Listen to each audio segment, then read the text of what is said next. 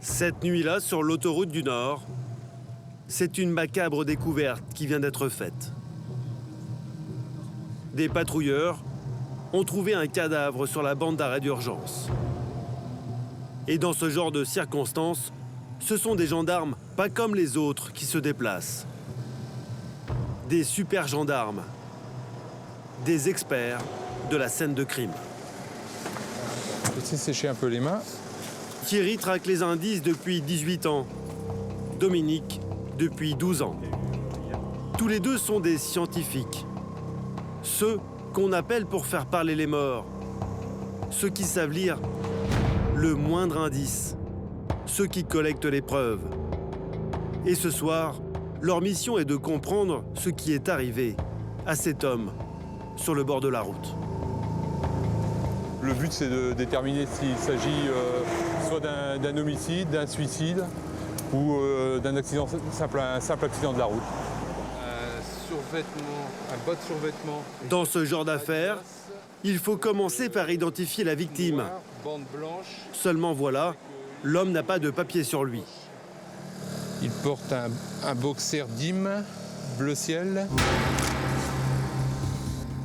Alors Thierry et Dominique prennent des photos, puis relèvent les empreintes digitales de l'inconnu. Ils pourront ensuite les soumettre au fichier national des empreintes de la police et de la gendarmerie. On va savoir tout de suite si la personne est connue et là on mettra vraiment un nom sur la victime. Mais l'homme n'est pas répertorié. Alors les deux scientifiques continuent leur enquête minutieuse. Ils retracent avec précision la position du corps et cherchent le moindre indice qui pourrait les éclairer sur les circonstances de cette mort. Et justement, un détail va attirer leur attention. L'homme est sur le bord de la route, mais il n'y a aucune voiture à proximité. Il serait donc arrivé à pied à travers les champs. Seulement voilà. Taille 42. En mesurant la taille des pieds du cadavre, Thierry et Dominique vont se rendre compte que les semelles de l'homme sont sèches et propres. Ça ne colle pas. L'état de semelle nous dit qu'il a marché sur des endroits propres. Donc il peut avoir marché sur le bord de la route, mais non pas dans la boue ou dans les herbes. Donc les chaussures sont sèches. L'homme pourrait donc être arrivé par la route, à pied. Et la main droite à 69. Ou bien avoir été jeté d'une voiture. Ou encore. Il a peut-être été percuté aussi par un véhicule, non ? Sauf que la cage thoracique est intacte. Le corps ne présente pas les fractures habituelles en cas d'accident avec une voiture. Et puis les enquêteurs vont découvrir un détail, un infime détail, qui était jusqu'ici passé inaperçu. Il y a des érosions, des coupures dans le creux de la main. Regarde. Elle est bien linéaire, la coupure. Regarde. Ça pourrait être suspect, une zone de défense, un couteau dans la main qui glisse. On peut tout imaginer. Des coupures. L'homme se serait-il battu? Se serait-il défendu contre un agresseur avec un couteau? Les enquêteurs vont trouver un autre indice sur le pont situé juste au-dessus de l'endroit où le corps a été découvert. Non, c'est parce que là, on est sur... Des traces suspectes. 100. Des traces de sang, en apparence tout du moins. L'homme aurait pu être victime d'un agresseur qui l'aurait ensuite projeté dans le vide. Il aurait peut-être tenté de s'accrocher à la rambarde. Vu les traces de sang, moi je dis que l'agression elle commence directement ici et sur 3 mètres à peu près, et soit qu'il se défend ou bien soit qu'il lutte, et arrivé à cet endroit-ci directement, c'est là qu'il chute. Pour étayer leur scénario, méthodiquement, minutieusement, les experts passent la scène au peigne fin et numérotent chaque indice. 5, c'est directement les traces de sang plus une trace de semelle, regarde.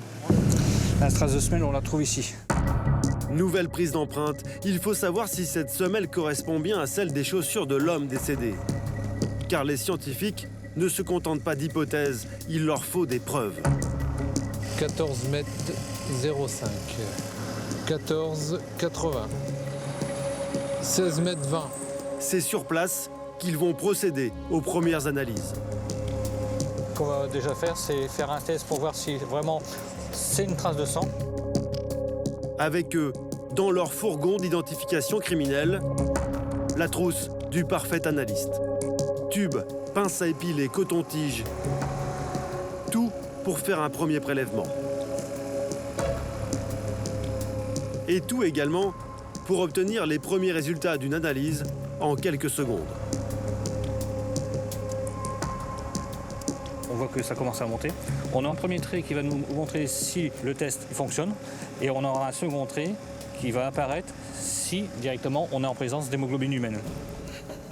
Dominique va savoir immédiatement si leur première impression est la bonne ou pas. On est bien en présence d'hémoglobine humaine. Voilà donc une affaire dont l'enquête est lancée. Elle doit encore suivre son cours. C'est vous qui récupérez ça, je te les donne. Tu verras avec le major du peloton d'autoroute et puis le magistrat ce qu'il va en faire. Grâce à l'intervention de ces experts, les enquêteurs de la gendarmerie ont de solides bases pour établir un scénario probable. Et des interventions de ce type, il s'en produit chaque jour en France. Plus aucune enquête ne se déroule désormais sans le concours de ces experts scientifiques.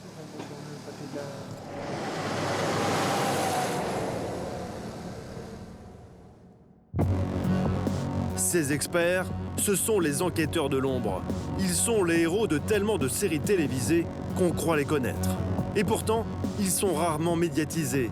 Reste que pour résoudre les enquêtes, leur travail est devenu essentiel. Ça peut être du liquide séminal comme du liquide biologique, genre sueur. Qui sont ces spécialistes? Comment sont-ils formés et quelles sont leurs méthodes? On constate que les deux empreintes de percussion sont totalement identiques. Experts de la police ou de la gendarmerie nationale, ils sont maintenant plus de 3000 en France à mener l'enquête en s'appuyant sur la science et sur la logique.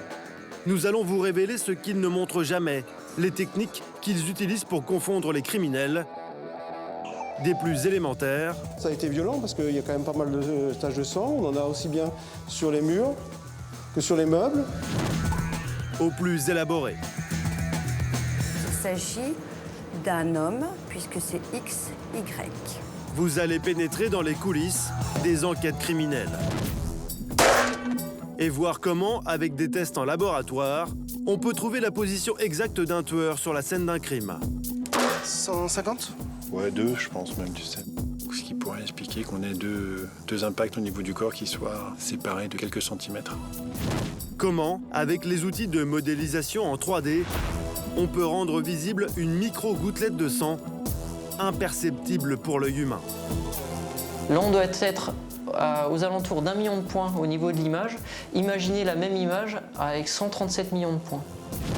Comment, avec l'évolution des techniques d'analyse ADN, on est aujourd'hui capable de résoudre des crimes parfois vieux de dizaines d'années.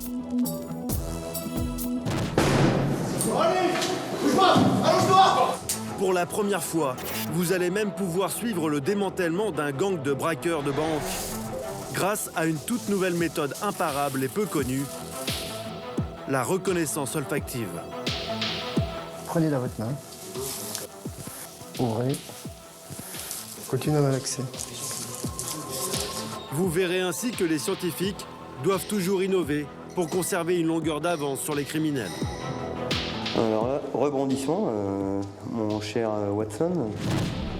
Ingénieurs de laboratoire et techniciens de terrain, vous allez comprendre comment ils ont révolutionné les méthodes d'investigation et pourquoi ils sont devenus incontournables. Du vol le plus simple au crime le plus sordide, plongé dans le monde très fermé de la scientifique.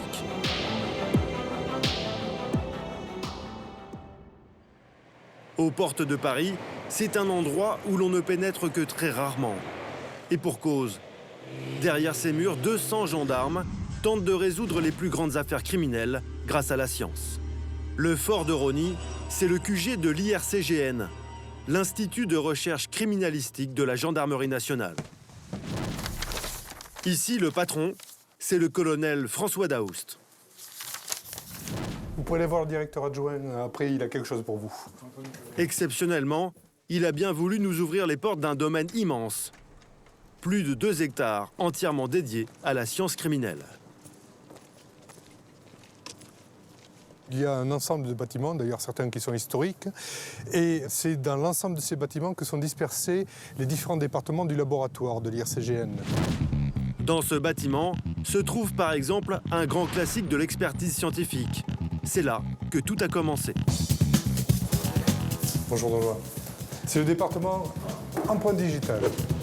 Les empreintes, la première technique d'investigation scientifique adoptée par les forces de l'ordre. 100 ans plus tard, elle rend toujours de grands services. 140 000 scellés arrivent ici pour analyse chaque année. Seules les techniques ont évolué.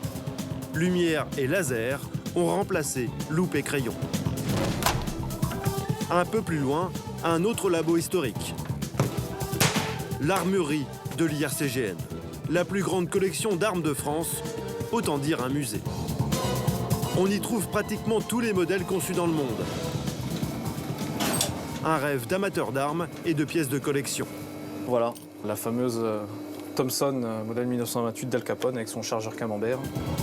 On trouve aussi le fameux Colt du film Police Python 357. Alors ça, c'est Yves Montand. Yves Montand, l'inspecteur Harry, lui, se trouve ici. C'était 2 maisons qui étaient concurrentes, Colt d'un côté et Smith & Wesson de l'autre. Des spécialistes des armes, mais aussi de la mécanique. Dans ce garage, les véhicules impliqués dans les plus gros dossiers sont étudiés sous toutes les coutures. Ce fut le cas de la voiture dans laquelle la princesse Diana a trouvé la mort en 1997. Mais les nouvelles technologies prennent de plus en plus de place. Un laboratoire dédié aux explosifs, incendies et pollution. Un autre consacré aux drogues, des plus connues aux plus confidentielles. On recherche de nouvelles molécules qui ne sont pas encore référencées comme stupéfiants mais qui risquent de le devenir. Mais si les ingénieurs traquent les bandits depuis leur laboratoire, c'est sur le terrain que la majorité des pros de la scientifique opèrent. Et le terrain, cela s'apprend aussi ici, au fort de Rosny. Chaque année, une quarantaine de militaires y passent 9 semaines à se former aux dernières méthodes d'expertise scientifique. Et vous allez voir que ces gendarmes ont déjà un pied dans le futur, avec des outils d'analyse très rares dans le monde et déjà à l'œuvre en France. Et qui va nous permettre donc d'effectuer... Et c'est Hervé qui se charge de transformer ses collègues en pros de l'analyse des scènes de crime. Ce jour-là, Ronald, 27 ans de service, est en formation continue avec son jeune maître de stage. Pour ces experts, un deuxième uniforme de travail, pas question de compromettre une scène de crime, même si elle n'est plus vraiment très fraîche. Donc voilà, je te laisse découvrir un petit peu la scène. Dans ce bureau, un crime odieux vient d'avoir lieu. Un innocent mannequin gît dans son sang. Quelques douilles sur le sol. Visiblement, c'est un meurtre sauvage à l'arme automatique. Le stagiaire fait ses premières constatations. Bon, apparemment, ça a été violent parce qu'il y a quand même pas mal de taches de sang. On en a aussi bien sur les murs que sur les meubles, et puis sur le sol, et puis une victime. Oui, une victime ensanglantée. Ok. Mais aujourd'hui, si Ronald est venu sur cette scène de crime fictive, c'est avant tout pour se familiariser avec une toute nouvelle machine qui permet de reproduire les lieux en 3 dimensions. Le visage. Hervé lui présente son dernier gadget à la pointe de la technologie, ce qui se fait de mieux en matière de scène de crime. Et on va les positionner ensemble. Oui. Et puis je vais t'expliquer comment on positionne le laser. Donc là, en fait, on va vouloir la scène dans la globalité. Oui. Donc en fait, on va devoir positionner notre laser scanner de manière à ce qu'en fait, on puisse voir toute la scène dans son intégralité. Le formateur lui indique comment disposer ses boules blanches aux emplacements stratégiques. Ce seront des points de repère pour la caméra qui va tout filmer en 3D. Ils en placent au pied des portes, sur des coins de table. Tu peux en mettre une sur le coin là-bas, à l'extrémité. Voilà. Ici, là? Exactement. En hauteur sur les meubles, afin d'identifier les points saillants de la pièce et de guider l'objectif du scanner. Les sphères, elles vont nous servir de référence pour positionner notre laser scanner dans la scène en 3D. Entendu. Ici à droite. Le laser scanner peut maintenant entrer en action. Sur le trépied.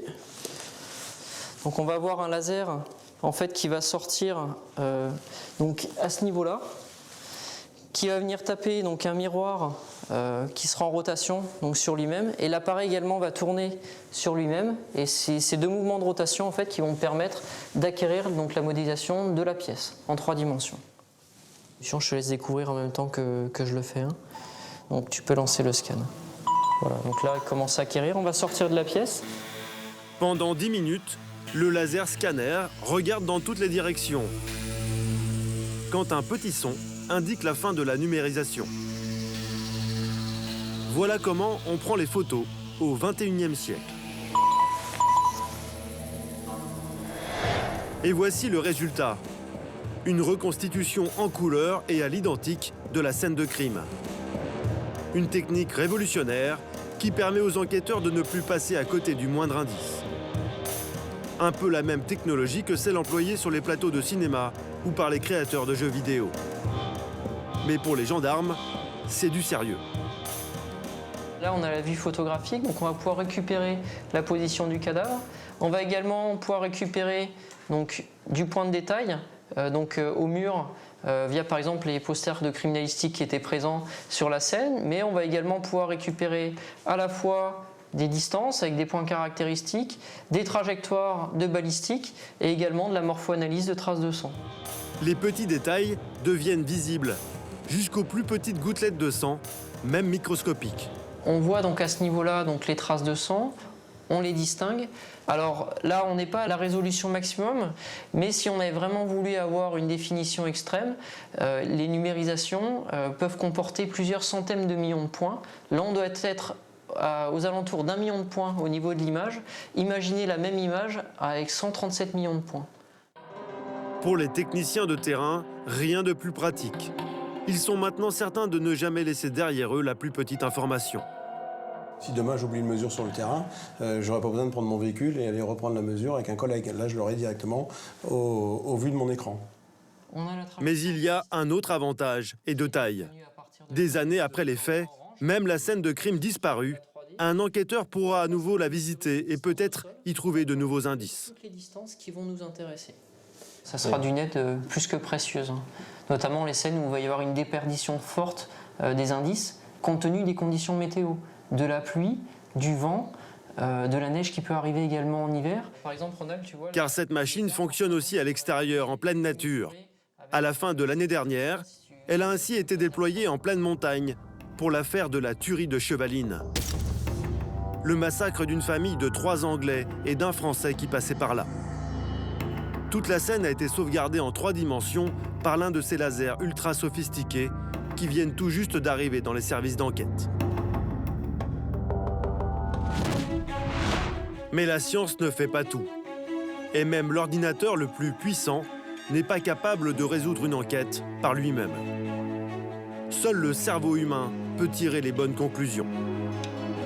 Et le quotidien d'un enquêteur, gendarme ou policier, commence souvent par une énigme à résoudre. Vous allez voir que parfois le mystère à élucider s'avère d'une complexité telle qu'il peut sembler, a priori, insoluble. Nous sommes dans la banlieue de Lyon, à l'Institut national de police scientifique, l'INPS. Derrière ces murs, plus de 700 agents travaillent, la fine fleur des enquêteurs de l'Hexagone.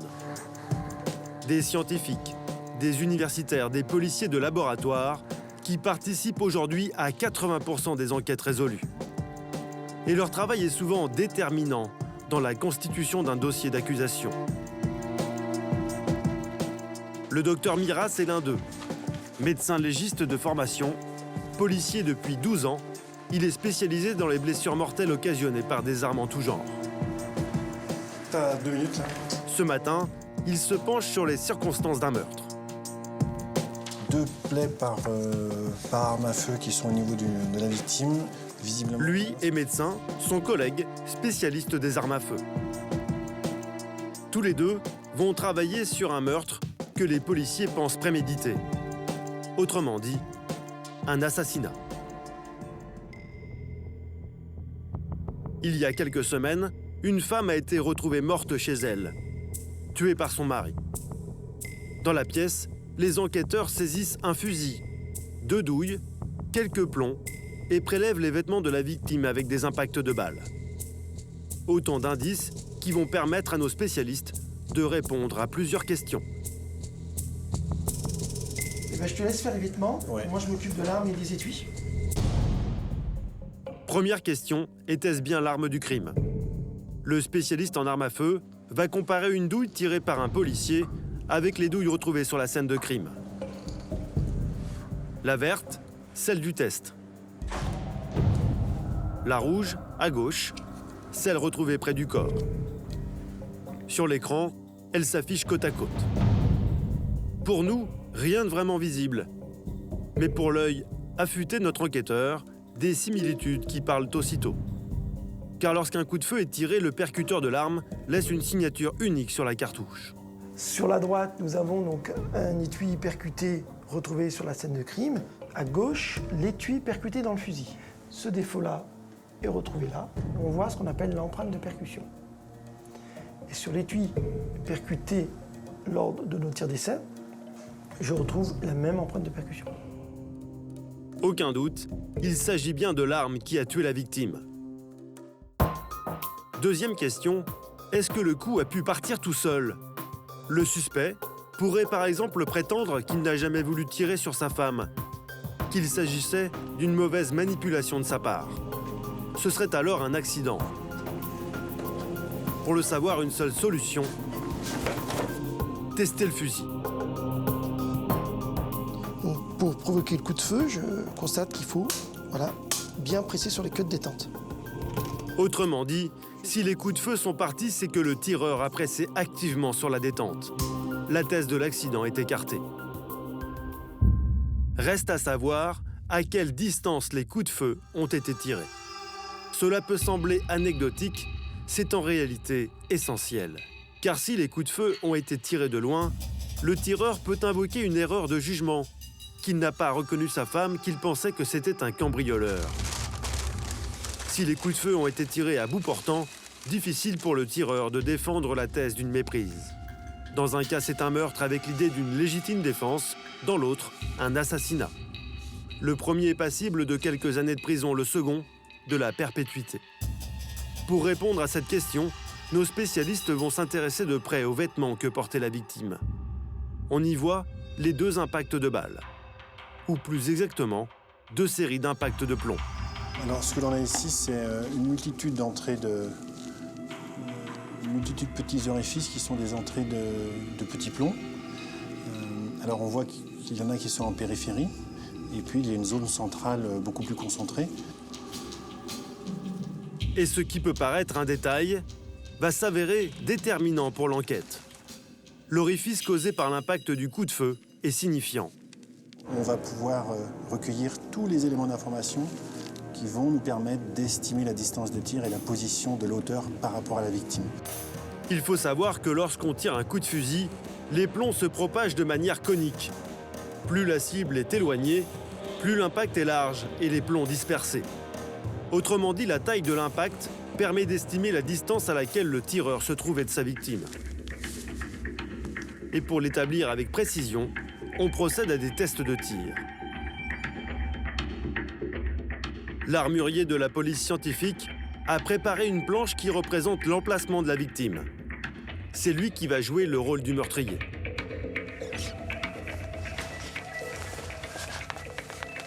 L'objectif, c'est de faire des tirs à des distances variables, avec la même arme, avec des munitions similaires, de faire des photos, bien sûr, en fonction des différents tirs et puis des distances, et puis de comparer ce que l'on va voir avec les photos qui ont été faites au cours de l'autopsie.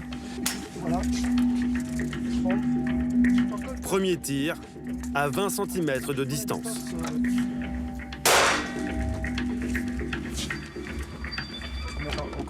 L'impact est précis, beaucoup plus petit que celui de notre meurtre.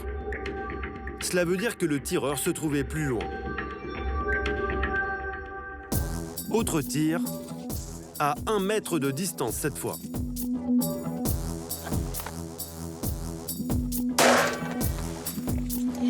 La trace est sensiblement identique.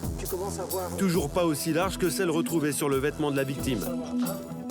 Il faut donc faire un nouvel essai de plus loin. 150 ?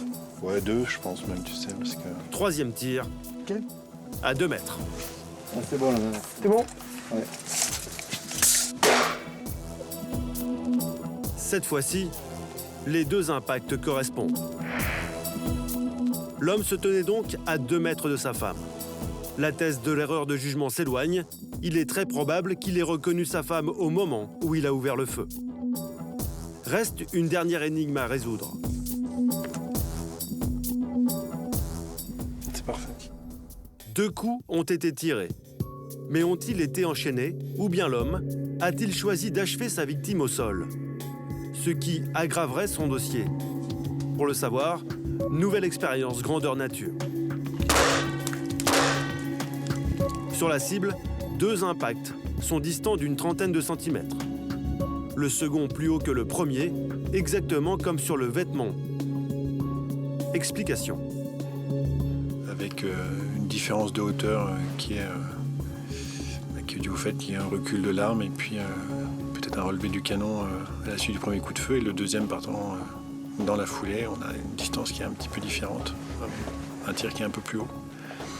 Donc ce qui pourrait expliquer qu'on ait deux impacts au niveau du corps qui soient séparés de quelques centimètres.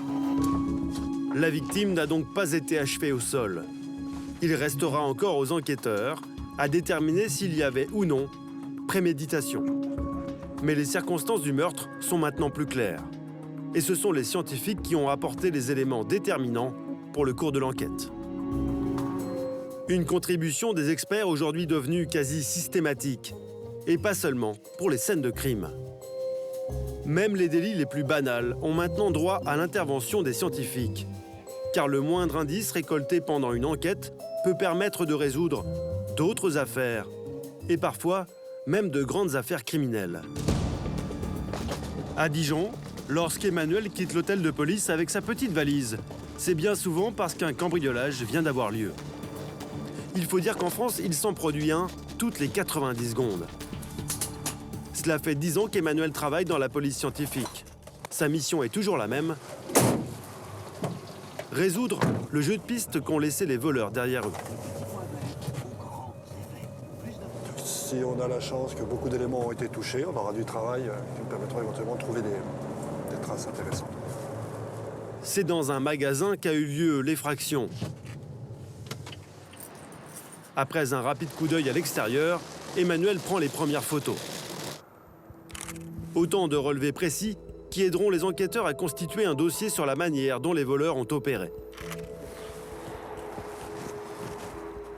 Donc au fur et à mesure que j'avance, je fais des photos pour situer. Un coup d'œil à la serrure, un autre à la fenêtre brisée. Il semble clair qu'il y a eu effraction. Les voleurs n'avaient pas les clés du dépôt. Bonjour. La gérante lui explique comment elle a trouvé les lieux et ce qui a été volé. Ici, il y avait des dizaines de cheminées et de poêles à bois disparus. La gérante et le propriétaire expliquent qu'il y en a pour plusieurs dizaines de milliers d'euros de matériel dérobé. Et donc les poêles qui ont disparu? Il y a ces trois-là, c'est sûr. Après, Lionel, il est en train de faire Parce que là, il y en avait beaucoup plus que ça, là. Et les voleurs ont aussi fracturé la portière de la camionnette de l'entreprise. Peut-être qu'ils ont ouvert avec la poignée. Si les cambrioleurs ont touché le véhicule, il est possible qu'ils aient commis là leur première erreur. Emmanuel va être rapidement fixé. Finalement, ça peut être intéressant parce que s'ils ont quand même, ils sont un petit peu énervés là-dessus. Je vois éventuellement si on peut trouver quelques traces digitales ici. Ouais. Emmanuel déploie son mini-laboratoire. Il contient tout le matériel nécessaire pour relever les empreintes digitales. À commencer par un pinceau très spécial. Se faire une recherche de traces sur le camion avec de la poudre décadactylaire. Une poudre dactylocapillaire, une poudre noire magnétique à base d'alumine et d'oxyde de cuivre. Extrêmement légère, elle ne se fixe que sur les traces de doigts récentes, laissées sur des supports lisses et secs. On a une poudre qui vient se coller, se fixer sur la sueur qu'on dégage avec les doigts ou les matières grasses. En quelques secondes, les premières traces apparaissent. Et bingo! Emmanuel trouve ce qu'il cherchait, une empreinte. Reste à la prélever. Pour cela, il récupère dans sa mallette un support plastique sur lequel il va sauvegarder son empreinte. Voilà, là je suis en fait en train d'effectuer un transfert qui va permettre de prélever la trace et la mettre sur un support transportable. Voilà, donc cette trace. Voilà. Et ça pourrait éventuellement être exploité. Mais rien ne dit que cette empreinte est bien celle du cambrioleur. Cela peut être celle d'un employé. Alors en fin limier, Emmanuel va chercher d'autres indices. Et un mot de la gérante de l'entreprise va le mener à une autre piste. Le voisin vient nous prévenir que le tire-balle est sur son parking. Donc je pense qu'ils ont dû mettre le camion sur le parking d'à côté. Eh bien, ça va être lourd à monter les poils là. Ben, on le fait, Un chariot pour porter des palettes qui étaient dans l'entrepôt et que l'on retrouve abandonnées sur le parking. Les voleurs ont dû l'utiliser pour monter leur lourd butin depuis le hangar jusqu'au niveau du parking. Et Emmanuel va s'intéresser tout particulièrement à ce chariot. Il espère qu'en le tirant, le ou les voleurs ont laissé de la sueur. Malheureusement, il est resté dehors. Autrement dit, des traces de leur ADN. Je vais éventuellement essayer de faire de l'ADN en dessous ici. Et peut-être ici, parce que quand même les poils, c'est lourd. Donc il y a peut-être tiré par deux personnes. Donc je fais de l'ADN ici et ici. Et pour prélever cet ADN, il faut d'abord un grand coton-tige. Emmanuel va l'enduire de sérum physiologique. Il va ensuite frotter la poignée du chariot où il pense qu'il peut y avoir des traces de sueur. Par ce frottement, il compte récupérer des substances microscopiques, invisibles à l'œil nu, mais qui pourraient contenir l'ADN du ou des voleurs. Donc plus il y a de frottement, plus il y a de chances d'avoir d'ADN. En 5 minutes, le coton-tige est remis dans sa coque de plastique, soigneusement identifié. Emmanuel termine son travail. Il ne reste plus qu'à analyser ses prélèvements, empreintes et ADN. Retour au centre d'analyse de la police scientifique. Chaque année, plus de 100 000 échantillons sont analysés derrière ces murs. Parmi eux, les prélèvements effectués par Emmanuel après le cambriolage. C'est Lorraine qui a pour mission de faire parler l'empreinte relevée sur la camionnette. Dans la police, on l'appelle une traceuse. Donc là, on va chercher les points caractéristiques. Et un point caractéristique, c'est un accident dans ces lignes. Par exemple, ici, on a une ligne avec un petit bout qui se rattache. Et donc ça, c'est un point caractéristique. Chaque empreinte digitale comporte des traits caractéristiques qui la rendent unique et permet de l'attribuer à un seul et même individu. Une arme redoutable pour identifier un voleur. Encore faut-il que l'empreinte soit complète pour réunir suffisamment de points identifiables. En France, on utilise 12 points caractéristiques pour faire une identification. Donc si je n'ai pas 12 points sur ma trace, je ne peux pas l'identifier, donc je ne l'exploite pas. Lorraine se concentre donc sur l'empreinte recueillie par Emmanuel sur la camionnette. Les 12 points y sont-ils? 4, 5, 6. Voilà, j'en ai 1, 2, 3, 4, 5, 6. Je peux peut-être tirer jusqu'à un 7e ici. J'ai pas 12 points là-dessus, quoi. La trace n'est pas assez grande, il n'y a pas assez de points caractéristiques, donc la trace n'est pas exploitable. L'empreinte relevée par Emmanuel sur le camion forcé par les voleurs ne mènera à rien. Mais l'enquêteur avait aussi prélevé un échantillon d'ADN avec un coton-tige sur le guidon d'un chariot à palettes. Peut-être sera-t-il plus concluant. C'est Catherine qui récupère l'échantillon pour réaliser un test ADN. Il faut savoir que lorsqu'on pose la main sur un objet, on y dépose sans le savoir d'infimes fragments de peau et un peu de sueur. À l'intérieur, des cellules. Et si l'on se rapproche encore un peu, dans le noyau, on découvre des chromosomes composés d'ADN. Cette molécule en forme d'hélice. Elle recèle le code génétique spécifique à chaque individu. L'ADN c'est donc la carte d'identité ultime. Mais pour cela, encore faut-il trouver une trace sur le coton-tige. C'est Catherine qui va essayer d'isoler cet ADN. Après les précautions d'usage pour ne pas altérer l'échantillon avec son propre ADN, elle commence par détacher le coton de sa tige et lui faire subir un certain nombre d'actions. La scientifique va d'abord chauffer l'échantillon, puis le secouer pendant plusieurs heures. Il lui reste alors à en extraire un liquide. Donc l'ADN, s'il y a ADN, il se retrouve dans ce liquide. C'est donc ce petit flacon qui recèlerait l'identité du coupable. Reste à analyser le liquide pour révéler cette identité. C'est le rôle de ce robot high-tech. Il va déterminer les caractéristiques exhaustives de l'ADN, si ADN il y a. Et au bout de 10 heures d'analyse, bonne nouvelle. L'échantillon est positif. Sur l'écran, des traits de couleur apparaissent. C'est le profil génétique unique de la personne dont Emmanuel a prélevé l'ADN sur les lieux du cambriolage. Nous obtenons ce profil génétique. Et je peux même vous dire qu'il s'agit d'un homme, puisque c'est XY.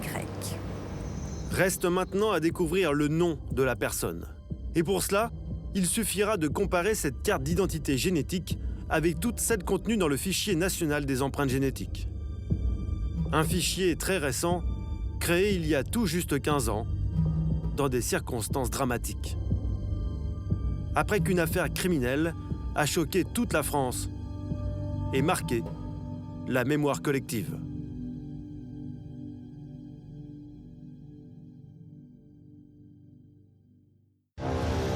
Décembre 1997, c'est la psychose à Paris. On retrouve une femme égorgée. Un meurtre sordide.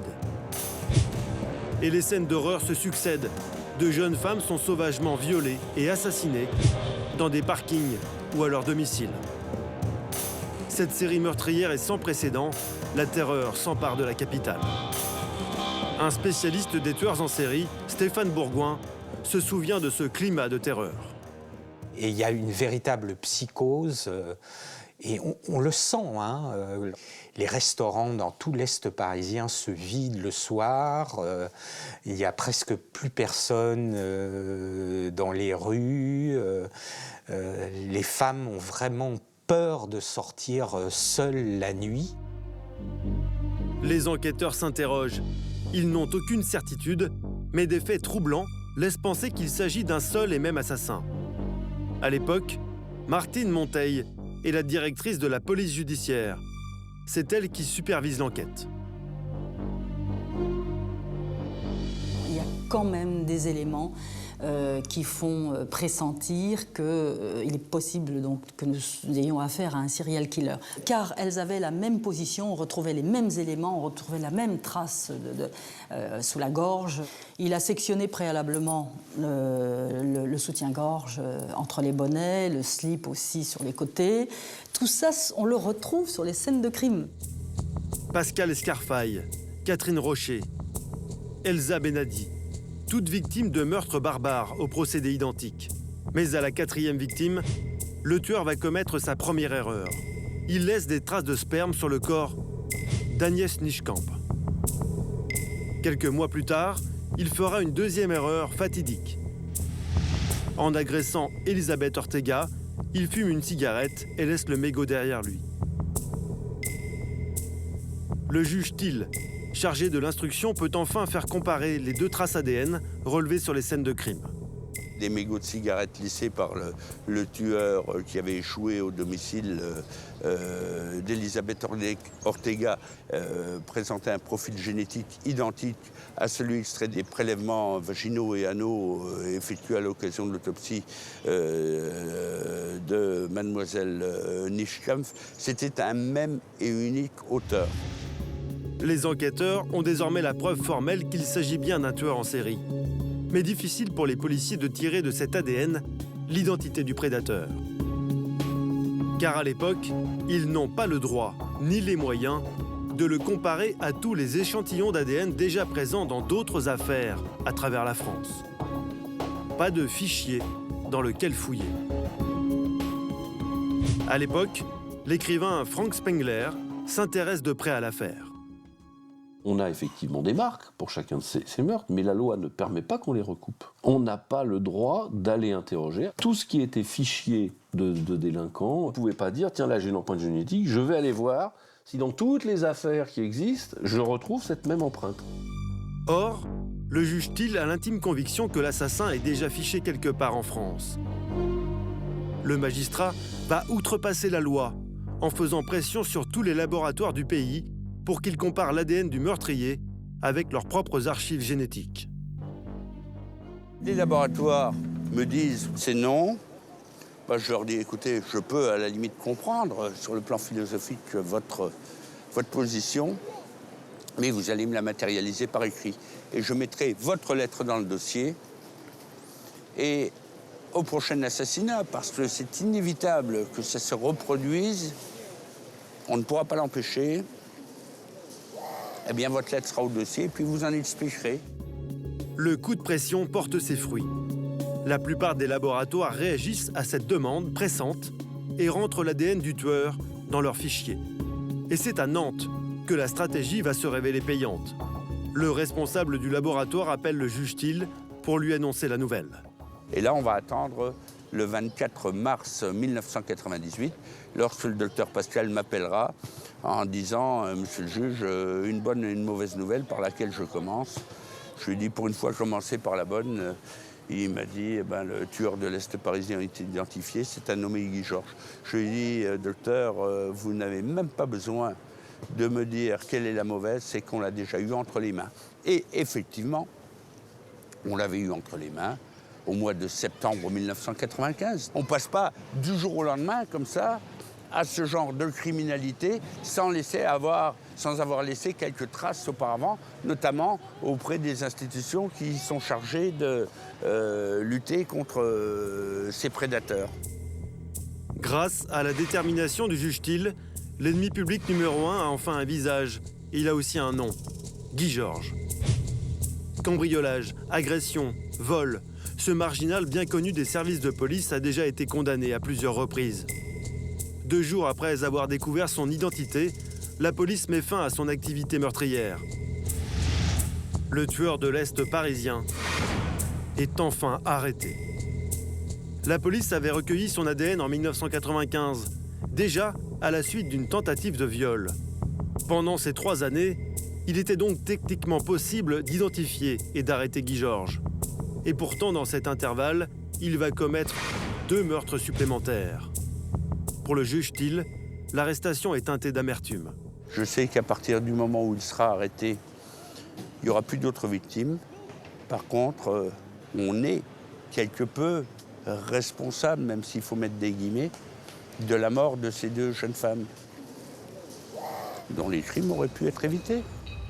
En 2001, Guy Georges est condamné à la réclusion criminelle à perpétuité, assorti d'une période de sûreté de 22 ans, pour 7 meurtres. Devant ce qui apparaît comme les failles du système, les politiques réagissent. Il y aura un avant et un après Guy Georges.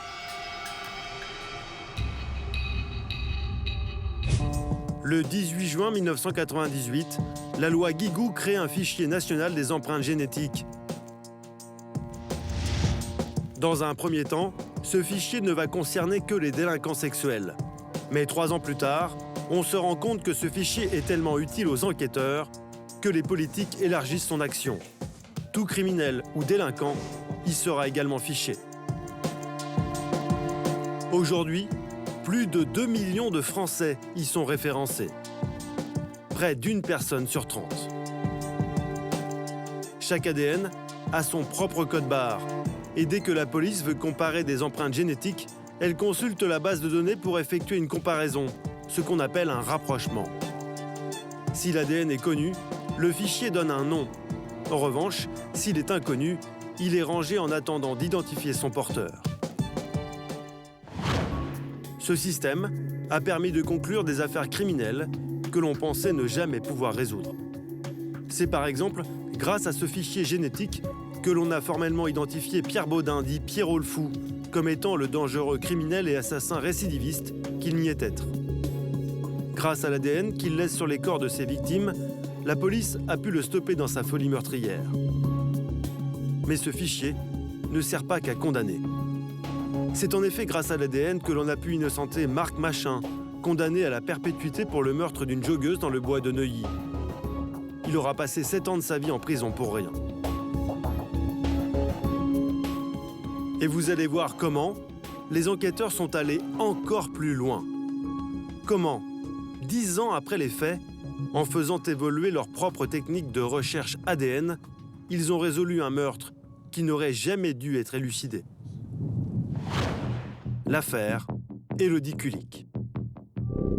Lorsqu'en 2002, on retrouve Élodie, une jeune et jolie jeune femme de 24 ans, violée et assassinée en rase campagne, tous les espoirs se tournent vers l'ADN. Car sur les lieux, la gendarmerie a retrouvé un élément précieux, un préservatif avec l'ADN du tueur. Les enquêteurs sont confiants. À l'époque, le père d'Élodie se raccroche à cet espoir. Je pensais bien qu'on le retrouverait vite. Je pensais que c'était quelqu'un qui avait déjà commis des délits et que son ADN allait le trahir. Mais les premières recherches ne donnent rien. L'ADN est inconnu du fichier. L'enquête piétine. Les gendarmes vont alors avoir une idée inédite.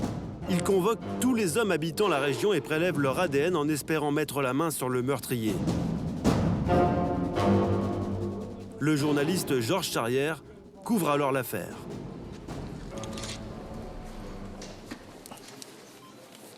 Toutes les pistes, les gendarmes décident d'exploiter toutes les pistes possibles. C'est-à-dire que toutes les personnes qui ont été en contact, de près ou de loin, tous les hommes avec Élodie, sont prélevés. Tous ceux dont on pense qu'ils pouvaient se trouver dans le secteur sont prélevés.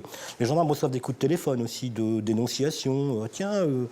Un tel, il n'est pas très net, il n'est pas bien, etc. Tout. Systématiquement, les gendarmes vérifient, systématiquement aussi, ils opèrent des prélèvements. C'est dans la bouche, vous grattez bien. 5500 tests ADN sont effectués. En vain. Les gendarmes ne réussissent pas à identifier l'assassin d'Élodie. On croit à un échec. Jusqu'au jour où un jeune enquêteur va avoir une idée lumineuse. Il revient des États-Unis et suggère que l'on s'inspire de leur technique. Une technique dont on ne s'est encore jamais servi en France. Mais l'enquêteur est convaincu d'avoir la bonne méthode. Il arrive donc dans cette enquête avec un regard un peu nouveau. Et il va se souvenir qu'aux États-Unis, le FBI utilise une technique d'apparentement ADN, ce qui est également le cas en Angleterre, à Scotland Yard. Une technique qui consiste à, quand on trouve un ADN sur une scène de crime et qui ne correspond pas à celui qui est dans un fichier, on va essayer de trouver dans le dit fichier les ADN qui s'en rapprochent le plus possible. Donc ça va, les ADN de membres de la famille. Pour la première fois en France, au lieu de rechercher l'ADN du tueur, on va se rapprocher de celui de sa famille. Et cette tentative va se révéler payante. L'ADN retrouvé sur les lieux du crime ressemble beaucoup à celui d'une famille de la région. En l'interrogeant, ils apprennent que l'un des fils s'est tué dans un accident de voiture. À la demande des gendarmes, le juge en charge de l'affaire fait exhumer le corps et procéder à un prélèvement d'ADN. Et confirmation, c'est bien celui du tueur. C'est grâce à l'ADN que 10 ans après les faits, les gendarmes ont pu identifier le violeur et meurtrier présumé d'Élodie Kulik. Moi, j'ai fait cette promesse-là, vous savez, je l'ai fait à ma fille d'abord. J'ai promis le jour où je l'ai vue, j'ai promis que je la trouverais. Et je l'avais promis à mon épouse également. Avec ce système de comparaison d'ADN étendu à toute la famille, les gendarmes ont une arme redoutable entre les mains pour résoudre des enquêtes criminelles, mais ce n'est pas la seule. Car la recherche par comparaison d'ADN est une technique certes imparable, mais elle implique qu'une trace ADN ait été trouvée. Or, cette méthode est maintenant bien connue du grand public et donc des criminels eux-mêmes qui font de plus en plus attention à ne laisser aucune trace derrière eux. Certains portent des gants, d'autres effacent leurs empreintes. Alors, pour confondre les coupables, les scientifiques de la police et de la gendarmerie doivent sans cesse innover. vous allez découvrir une méthode redoutablement efficace. Une méthode très peu connue, jamais filmée jusqu'ici, mais qui promet de révolutionner le cours de la justice. Depuis plusieurs semaines à Dijon, une série de braquages défraie la chronique. Impossible de coincer les voleurs. Ils ne laissent aucun indice derrière eux, ni empreinte, ni ADN. À chaque fois la même cible, de petites banques, et le même mode opératoire, un voleur froid et déterminé. Nous sommes dans le hall d'entrée d'une petite agence, juste avant l'ouverture aux clients. Un homme surgit sur les talons de la directrice des lieux. Ganté, cagoulé et surtout armé, il oblige la responsable à lui remettre tout l'argent contenu dans le distributeur de billets. Puis un deuxième employé fait son apparition et se retrouve nez à nez avec le braqueur qui le met en joue et le conduit à l'écart. Toujours sous la menace d'une arme, la directrice termine de vider le distributeur. Au total, 18 000 €. Puis calmement, le braqueur sort de l'agence et disparaît.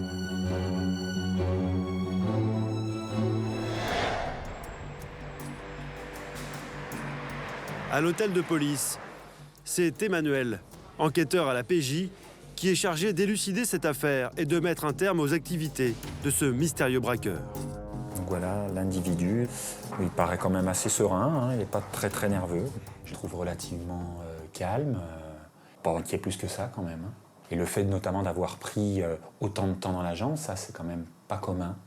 Et ça montre une certaine détermination et d'un certain calme. Emmanuel, lui, commence à perdre un peu patience.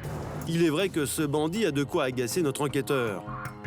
Non seulement cela fait plusieurs semaines qu'il lui file entre les doigts, mais en plus, il vient de repasser à l'acte.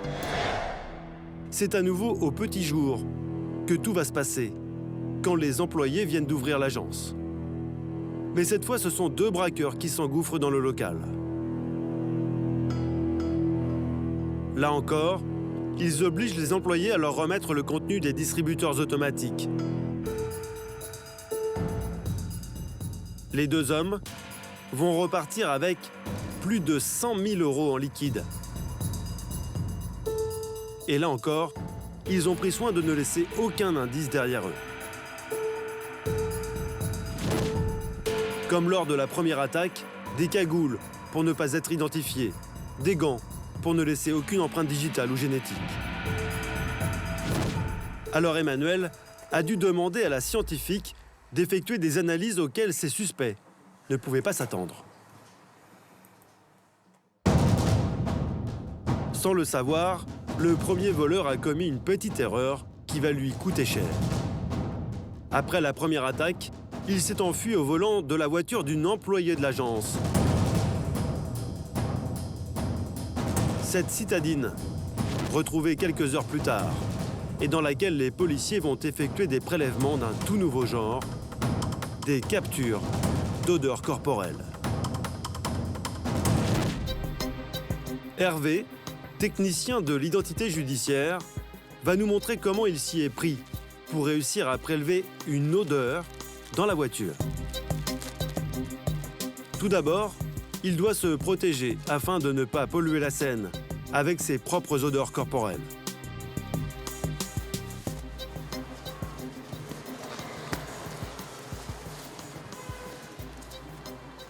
Donc on protège un maximum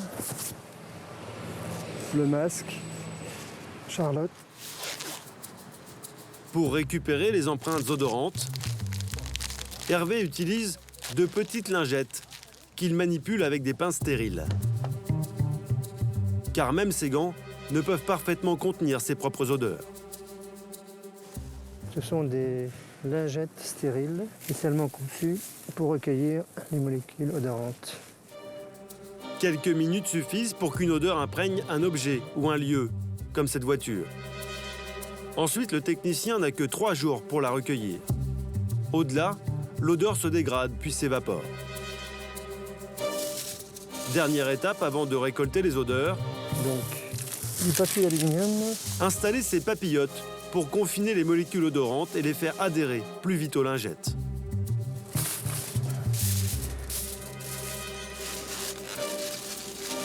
On va laisser 1 heure. Les lingettes et l'odeur qu'elles ont capturées vont être confinées dans ces bocaux hermétiques et stérilisés.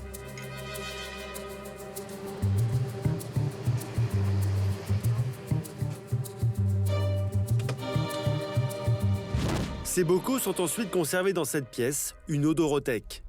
Ici, flotte l'odeur du crime, le doux parfum de suspect, dont celui de notre présumé braqueur de banque. Et l'odeur, c'est comme les empreintes digitales ou l'ADN. Chacun a la sienne, unique. Si les policiers arrêtent un suspect, ils pourront comparer son odeur avec celle relevée sur les lieux du braquage.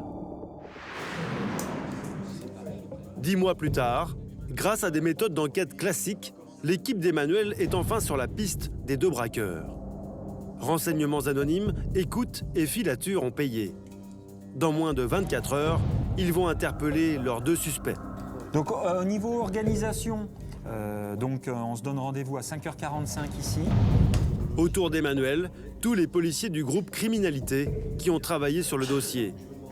Et c'est grâce aux éléments qu'ils ont obtenus que ces enquêteurs de la PJ ont identifié leurs suspects. 2 jeunes hommes, officiellement sans revenus, mais qui pourtant mènent grand train. Alors depuis plusieurs mois, on les a mis sur écoute. On n'a rien contre eux sur les écoutes, il faut le reconnaître. Ils n'ont jamais évoqué les braquages. Par contre, ils ont un train de vie qui ne correspond pas du tout à leurs ressources, c'est-à-dire qu'ils n'ont pas de ressources. Par contre, ils ont un train de vie relativement élevé, ce qui suppose qu'ils ont de l'argent en veux-tu en voilà. Du moins, ils ont beaucoup d'espèces qui grillent facilement dans les voyages et dans les bagnoles et dans diverses dépenses de ce style. Pas de preuves formelles donc, mais de gros soupçons. Alors Emmanuel va mettre la pression sur Hervé, le scientifique de l'équipe. C'est sur ses épaules que va reposer tout le succès de l'opération. Il va jouer un rôle crucial.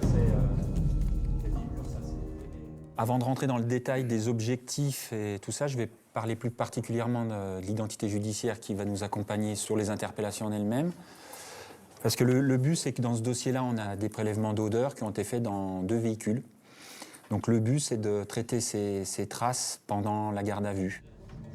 Hervé va devoir travailler en un temps record. Car avec l'analyse des odeurs, les enquêteurs veulent avoir des preuves irréfutables à exploiter pendant la garde à vue. Ils disposent donc de 2 jours maximum. Mais là, premier truc qu'on fait, on leur notifie leur garde à vue. Et dans la foulée, le mec il est dans sa chambre, il est assis, prélèvement génétique, prélèvement d'odeur. Ça, c'est première chose à faire. Dès que les policiers pénétreront chez leurs 2 suspects, ils auront 48 heures pour les confondre. C'est donc une course contre la montre qui va bientôt débuter. Le lendemain matin, 5h30. L'opération va démarrer. Hervé part rejoindre le reste de l'équipe sur les lieux de l'intervention. Officier au pôle d'intervention de l'identité judiciaire, il ne participe que rarement aux interpellations. Généralement, ce n'est qu'une fois les suspects emmenés qu'il opère. Alors ce matin-là, Hervé a un peu la pression. On sait que des armes se promènent. On ne sait pas si ce sont des armes factices ou des vraies. On va toujours dans l'inconnu, il va y avoir des interpellations, peut-être la surprise, on va peut-être trouver d'autres choses. Il y a peut-être pas d'adrénaline, un stress positif. Dans la banlieue de Dijon, aux premières heures du jour, les enquêteurs de la police judiciaire se préparent à passer à l'action. Concentré, Hervé sait qu'il va devoir travailler très vite pour peut-être offrir à ses collègues des preuves scientifiques indiscutables. Le suspect principal des 2 braquages habite dans cette petite résidence. Et son réveil s'annonce brutal.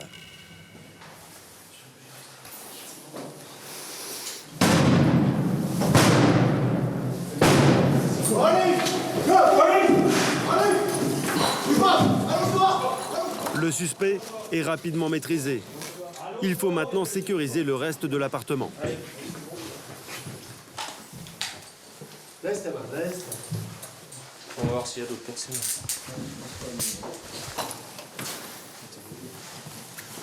Il est 7h45, il va passer à la garde à vue pour partir de ce moment.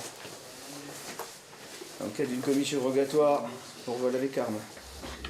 Le compte à rebours vient de commencer. C'est maintenant à Hervé d'entrer en jeu. Nous sommes dans l'urgence. Je vais faire le prélèvement ADN tout de suite, pendant que c'est chaud. Hervé dégaine tout d'abord son kit de prélèvement ADN. Pour obtenir la carte d'identité génétique du suspect, il va prélever des cellules dans la muqueuse de la joue.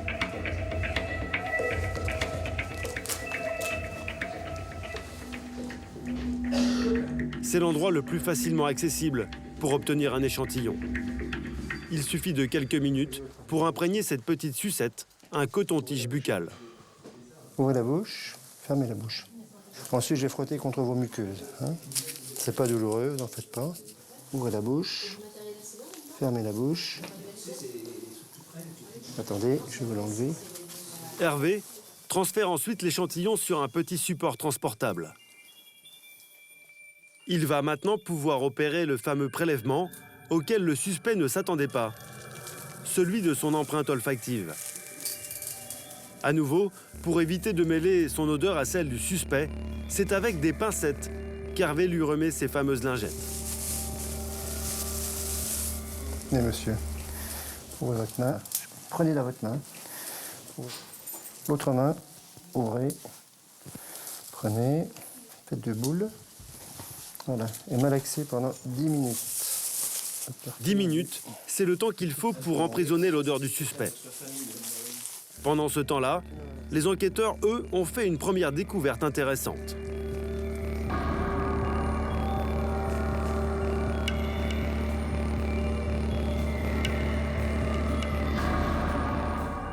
Vous voulez prélever le pistolet? Oui. En fait, c'est une arme en plastique. Mais pour les policiers, cela ne change rien. Si elle a servi pendant le braquage, ils la considéreront comme bien réelle. Une photo, et Hervé peut enfin récolter ses 4 lingettes. Puis les placer dans un bocal stérilisé. Merci. Mais son travail n'est pas terminé. Plus qu'à remplir. Car dans l'appartement, il lui reste encore à photographier toutes les découvertes des enquêteurs. Ouais, là-dedans. Produits high-tech, objets de luxe et équipements flambant neufs. Tout dénote un certain train de vie sans commune mesure avec les revenus de cet homme sans emploi. Il devra s'expliquer sur la provenance de ses biens. Hervé, tu feras bien une photo de la cuisine parce qu'il doit acheter avec l'argent de braquage. Oui, oui. Chaque élément sera pris en gros plan. C'est quoi comme boulot, monsieur? C'est son profession. Ben, ça vient bien. Mais les policiers n'ont toujours pas trouvé de preuves formelles, comme de l'argent ou des cagoules. Les odeurs sont encore la meilleure piste dont ils disposent. Alors, pendant qu'Emmanuel et son équipe emmènent leurs suspects, Hervé doit filer au plus vite au laboratoire de la police technique et scientifique pour y faire examiner les odeurs qu'il a relevées. C'est la seule chance pour les policiers de confondre leurs braqueurs présumés. Ah oui, maintenant, c'est urgence. On perd du temps, on se dépêche. Direction Lyon. Hervé a 2 heures de route à faire. Il faut se dépêcher car la garde à vue ne dure que 48 heures. Et la clé du mystère est peut-être dans sa voiture. Vous avez un petit peu le sort de l'enquête entre vos mains? J'ai quelques éléments en main là, dans la voiture, là, oui. Ah, il y a une part de responsabilité. Il ne faudrait pas qu'on ait un accident ou qu'on les perde, oui. Ouais, c'est une charge. Hein. À Dijon, les enquêteurs, eux aussi, sont bien décidés à ne pas perdre de temps. Les interrogatoires vont immédiatement débuter. Celui du suspect numéro 1, mais aussi de son complice présumé lors du 2e braquage. Et les 2 suspects ne vont pas se montrer des plus coopératifs. Je vais vous présenter des photos de vidéosurveillance. Regardez. Hein? D'accord. On voit bien que cet individu est armé quand même. Hein? Même de full coat. C'est du vestibulier comme pour le premier.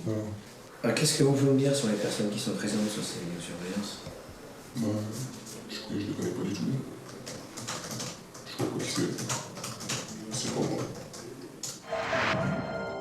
Dans l'autre pièce, même question à son complice présumé. Mais confronté aux images de vidéosurveillance, lui non plus ne se démonte pas. Il le sait bien, rien ne l'identifie formellement. L'un des signalements semble pouvoir, et je dis bien pouvoir, convenir à votre signalement. Est-ce que tu as quelque chose à dire sur ça? Je suis pas le seul trapu et tout à fait. Mais les policiers possèdent d'autres éléments bien plus compromettants. Et c'est au train de vie du principal suspect qu'ils vont s'intéresser. Alors que l'homme est sans emploi, il multiplie les dépenses et va maintenant devoir s'expliquer. On a acheté divers équipements, cuisine, meubles, pour un montant total de 4 251,80 €. Le tout en espèces. Est-ce que vous me confirmez? Oui, oui. La provenait de où cette somme aussi importante? Pas obligé. L'argent que j'avais, l'économie. Vous avez beaucoup d'économies, monsieur. Ah, j'ai fait beaucoup d'économies. Je confirme. Le principal suspect ne se démonte toujours pas. Et donc pas d'aveu. Emmanuel et les policiers sont dans une impasse. On n'a que ça, hein. Ils ont tout fini le travail. Alors leur dernier espoir, ce sont les résultats de la scientifique. À tout à l'heure, merci. Ce qui permettrait vraiment de faire basculer l'enquête, c'est ces résultats d'analyse génétique et de neurologie. Là, ça serait vraiment la preuve idéale, quoi, de l'implication d'au moins un ou plusieurs individus dans ces affaires de braquage. À près de 200 km de là, Hervé vient d'arriver dans le laboratoire de la PJ, à Écully. Ses prélèvements sous le bras, direction le centre d'analyse de traces odorantes. Installé depuis 2003, ce département unique en France compte 12 experts. À eux d'exploiter ce qui sera peut-être la meilleure preuve pour la PJ de Dijon. Donc ça, bon, on pourra l'exploiter. Ça a été fait quand, ce matin alors? Ce matin. Donc demain matin... On les a fait au lever du lit. Hein. Ouais. Parce que, ils ont bien malaxé les... Oui, 10 minutes. Ouais. Eh ben, bon retour. Merci de bon votre courage. rapidité. Très bien. Je vous remercie. Les odeurs prélevées par Hervé lors de l'arrestation du suspect numéro 1 vont pouvoir être comparées à celles récoltées sur le véhicule dérobé à une employée de la banque après le braquage.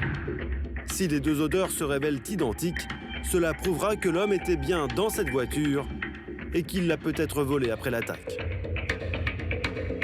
Alors c'est au tour d'experts très particuliers d'entrer en scène, des limiers qui travaillent toujours à quatre pattes.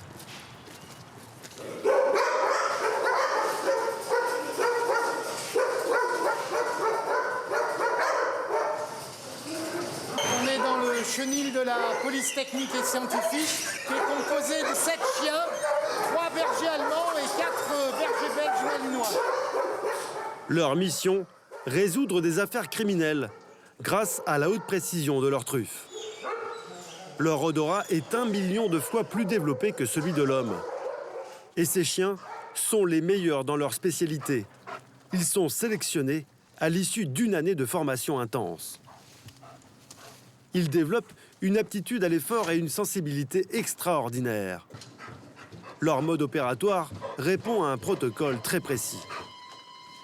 Regardez. Tout commence dans l'odorothèque, là où sont conservés 10 ans de prélèvements effectués sur tout le territoire. C'est la durée pendant laquelle une odeur peut être conservée sans être altérée. Encore faut-il respecter certaines conditions.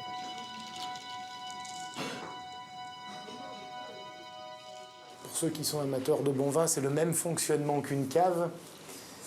C'est-à-dire que il faut une température entre 15 et 20 degrés, à l'abri de la lumière et avec un taux d'hygrométrie constant.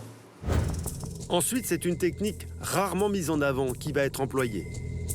Mais pour ne pas nuire à l'enquête en cours, nous n'avons pas été autorisés à filmer le test olfactif en lien direct avec les deux affaires de braquage. Olivier, le maître chien, a tout de même accepté de décrypter pour nous tout le processus d'analyse d'une odeur. Un de ses collègues commence par prélever dans l'odorothèque un échantillon. Relevé lors d'une enquête, celle d'un malfaiteur que la police recherche. Puis direction cette salle d'identification, où les chiens vont pouvoir effectuer leurs analyses odorologiques. Et le protocole est bien précis. Sur cette ligne au sol, Olivier dispose 5 bocaux.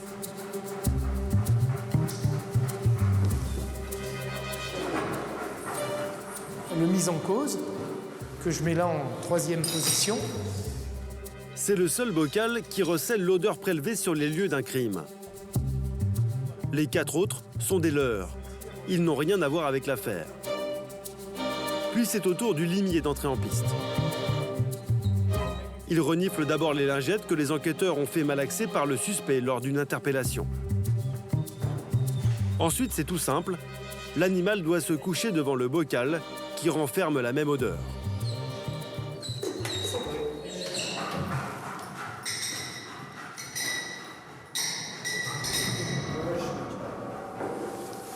Le chien, vous voyez, identifie parfaitement le bocal placé en 3e position.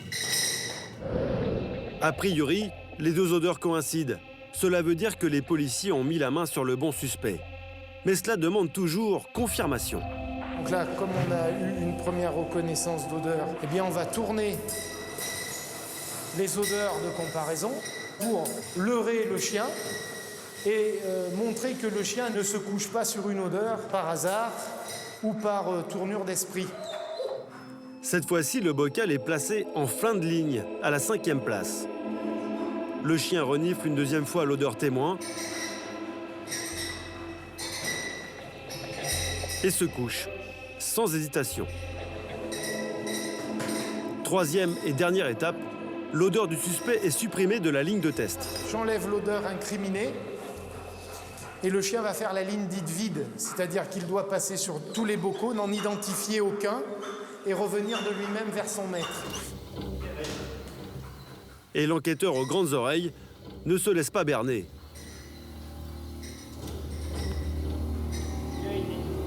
Pour plus de certitude, toute l'opération sera renouvelée avec un 2e chien expert. Voilà exactement le type d'analyse que les policiers de Dijon ont demandé dans leur affaire de braquage. Laissez-le faire, il ne mord qu'une fois. Retour à Dijon. Les suspects sont toujours en garde à vue et Emmanuel est impatient de savoir si les tests d'odorologie sont concluants, car il ne lui reste que 12 heures d'audition. Je vous appelle, hier on a amené des scellés. Pour le moment, les enquêteurs n'ont obtenu aucun aveu des suspects et les premiers relevés de traces ADN n'ont rien donné. Le dernier espoir d'Emmanuel repose donc sur le flair des chiens policiers. Il y a eu un petit bout de réponse hier soir et puis c'était reparti pour la nuit. Et là, c'est juste pour savoir s'il y a un souci particulier. Oui, donc on est toujours en train de travailler dessus. C'est le branle-bas de combat puisque c'est quand même un gros truc à faire. Merci, au revoir. Je pense avoir les résultats beaucoup plus tôt. On prend un peu de retard et puis la garde à vue court. On est sur la 2e journée. On finit demain matin assez tôt. Donc voilà, s'il faut les entendre sur des éléments intéressants, ce serait bien d'avoir les résultats là, assez vite. En attendant, les enquêteurs vont remettre la pression sur leurs suspects et à nouveau les interroger sur leurs dépenses. Voyage à l'étranger, voiture de luxe louée, des dépenses toutes réalisées très peu de temps après les fameux hold-up. Une Porsche Panamera ainsi qu'une BMW X6 ont été louées pour une somme de 2 000 € en espèces. D'accord ? Ce qui fait 2 000 plus 2 000, 4 000 €. Qu'est-ce que vous avez à me dire à ce propos ? Peut-être qu'il venait de... l'argent de côté que j'avais. Je ne sais plus exactement. Pas beaucoup de choses que vous savez, monsieur. Tu as été contrôlé au volant d'une Lamborghini Gallardo immatriculée Ben. Sachant que les investigations réalisées ont permis de déterminer que c'est toi qui a réuni les 11 500 € qui ont été remis en liquide aux loueurs. Moi j'ai remis les 11 500 €. C'est toi qui as réuni la somme. Est-ce que vous nous confirmez toujours que les espèces dont vous vous êtes servi pour payer tous les frais déjà cités font partie de vos économies et ne sont pas des fonds provenant d'activités illégales voir des fonds provenant des vols avec armes commis les 18 et 1er mars 2012 à... Toujours pas d'aveu. Alors les suspects risquent d'être libérés à l'issue de leur garde à vue. Pas de mise en examen à la clé, ce serait un échec pour Emmanuel qui est persuadé de leur culpabilité. Alors il rappelle les experts en odorologie. Vous m'entendez? Oui, je vous entends. Oui, donc on a un positif. Vous avez un positif, ok. Sur l'assise conducteur du Picasso. Emmanuel a enfin la preuve qu'il attendait. Les odeurs recueillies sur la voiture utilisée par le braqueur sont exactement les mêmes que celles capturées par Hervé, le technicien, lors de l'interpellation. Ah, ça, c'est vraiment une bonne nouvelle. On est encore en train de peaufiner sur le reste et moi je suis en train de rédiger D'accord. le rapport d'expertise. Non, c'est bien ce petit coup de pouce qui va permettre de décoincer les choses. Hein. Parce que nous, on était un petit peu... On n'avait pas grand-chose et on espérait vraiment beaucoup de la génétique ou de l'odorologie, quoi. Et là, et en plus, c'est vraiment lui qu'on avait ciblé, donc c'est bien. Bah là, ça permet vraiment de confirmer les soupçons qu'on avait sur ces individus. Ça vient étayer tous les éléments qui étaient réunis, mais qui n'étaient peut-être pas suffisants, quoi, jusque-là. Et là, c'est un plus et le puzzle se met en place, quoi, hein, et là, c'est intéressant. Maintenant, on va voir comment va réagir l'individu à cet élément de preuve, quoi. Emmanuel s'empresse de prévenir tout le groupe d'enquête, car ce nouvel élément va leur permettre de relancer les interrogatoires juste avant la fin de la garde à vue.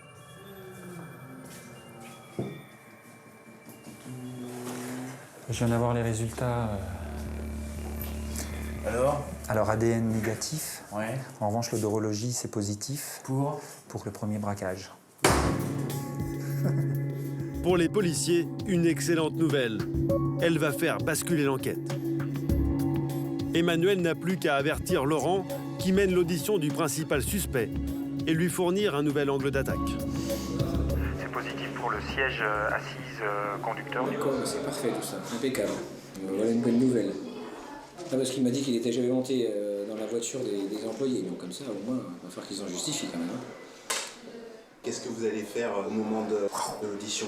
Alors on va continuer l'audition comme si de rien n'était, et puis ensuite lui mettre en main les cartes, comme on dit, lui mettre les cartes en main pour voir un petit peu sa réaction concernant l'odorologie. Donc on a un petit élément supplémentaire qui nous est arrivé dernièrement et qui apparemment vous implique dans ces faits. D'accord? À savoir que lors des examens odorologiques, quand ils étaient réalisés avec votre odeur corporelle, vous savez, les odeurs qui ont été prélevées au moyen des lingettes à l'issue de votre interpellation, cette odeur s'est avérée être la même que celle qui a été prélevée dans l'un des véhicules des employés séquestrés. Comment vous m'expliquez ça? J'explique pas. Comment ça se fait qu'au niveau de l'examen scientifique, on ait trouvé ça? Je comprends pas. Je ne comprends pas. Non, pas du tout. Vous ne comprenez quoi? Vous ne comprenez pas quoi? Comment cette odeur va y arriver là? Non, parce que je suis jamais rentré dans ce véhicule, donc je comprends pas. Ces petites bandes de tissus ont rendu leur verdict. Le principal suspect était bien au volant du véhicule dérobé après l'un des braquages. Malgré ces dénégations, les indices sont maintenant suffisants pour le poursuivre. Car depuis 2003, les tests d'odorologie sont reconnus comme des preuves par les tribunaux français. Voilà, la police scientifique a joué son rôle à plein, puisque là, je pense que c'est l'élément qui va vraiment le petit plus, quoi, pour ce dossier, qui va permettre certainement de déférer un, voire peut-être deux individus dans cette affaire. Ouais. Le suspect principal sera présenté à un juge d'instruction puis incarcéré. Il attend maintenant son procès et risque jusqu'à 20 ans de prison. Le second braqueur, lui, a été placé en liberté surveillée. Une nouvelle victoire pour la police scientifique, toujours plus sollicitée. Car l'an passé, 3,5 millions de crimes et délits ont été commis en France, soit près de 10 000 chaque jour.